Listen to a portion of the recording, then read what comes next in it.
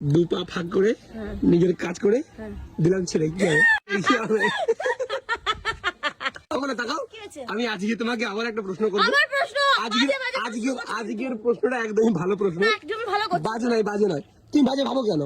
আর শোনো, আজকে 500 টাকা পুরস্কার আছে, না উত্তর দাও। একদম ভালো প্রশ্ন, একদম খুবই মজার একটা প্রশ্ন। ঠিক আছে, বলো। প্রশ্ন করি, দু পা ফাঁক করে নিজের কাজ করে দিলাম ছেড়ে কি হবে?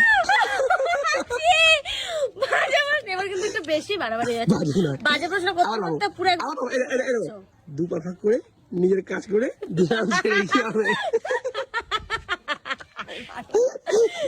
বাজে বাজে প্রশ্ন কেন? তুমি জানো না ওইসব করে? তখন কোন সব করে তুমি জানো না?